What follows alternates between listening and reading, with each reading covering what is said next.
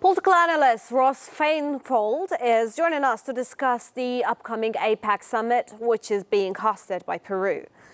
Mr. Fainfold, thank you so much for joining us here on A News. It is a pleasure having you from all the way from Taiwan. Let's start by talking about the APEC because it's considering Trump's recent electoral victory and the potential revival of his America First doctrine. How do you foresee this affecting U.S.'s diplomatic clout in South America, particularly in settings like APEC? It's a great question. This is obviously a period of transition. The United States government is going to be transitioning out from Biden administration into the Trump administration.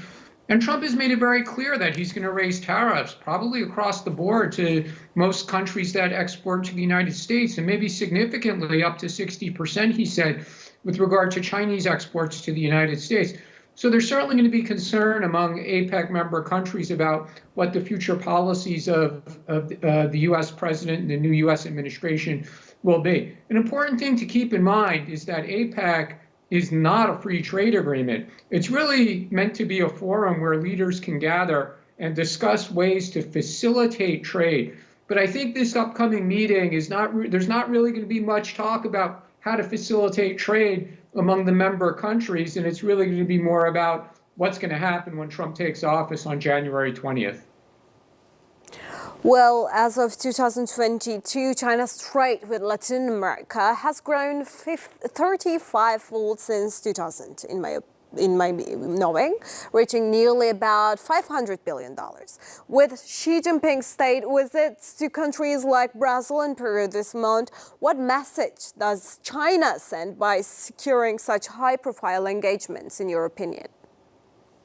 What often happens is China says, we're ready to do business, we're ready to trade with you, or we're ready to make investments in things like ports and electrical grids and other key infrastructure. And the United States comes in and says, don't do business with China, it's bad, it could be a debt trap. But the United States also has opinions about things like human rights. The United States under the Biden administration also has concerns about the environmental impact of infrastructure projects in the developing world and the global South. So there's a very different approach between the United States and China when engaging with countries in South America, for example, or in developing countries here in the Indo-Pacific region. And that's going to be something worth watching with the Trump administration. Are they going to mobilize the resources of the U.S. government to compete where China is making investments or expanding trade? Is the Trump administration going to mobilize the resources of the private sector to invest more in some of these countries? Is the United States still going to emphasize good government and human rights concerns when engaging with these countries, or are those concerns not going to get as much priority as they did under the Biden administration?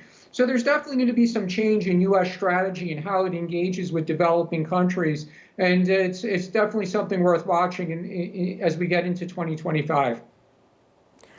Well, let's look ahead, because looking ahead, do you see U.S. taking a more multilateral approach to Latin American relations under a Biden administration, as opposed to the unilateral stance typically associated with Trump's policies? And how would a multilateral versus unilateral strategy impact regional alliances and ultimately the influence of both China and the U.S. in Latin America? I know that this is a really complex question, but I really want to get your opinion about all of these. Frankly, the Trump administration is not going to be looking so much to work with partners when it comes to Central and South America. Any kind of Make America Great Again or MAGA thought process with regard to countries that the United States considers its backyard in Central America and South America, I think we should expect the Trump administration to really pursue relations with Central and South America on a unilateral basis. And that's understandable. And they're not going to look to work with the European Union, for example, when it comes to persuading Central and South American countries to trade less with China or not rely on Chinese investment. But that brings us back to the point I made earlier. When the United States comes in alone to Central and South America, the United States is going to have to offer something that Central and South American countries want, either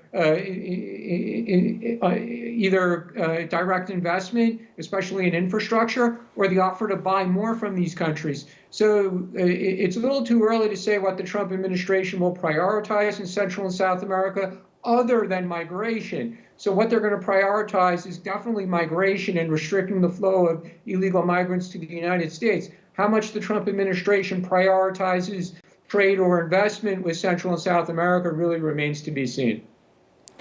Well, we are going to follow through these events, and we are probably going to see a different approach from the Trump administration. But for now, thank you so much for joining us, Ross, from all the way Taipei, Taiwan. Thank you. Thank you. Now let's continue with our news.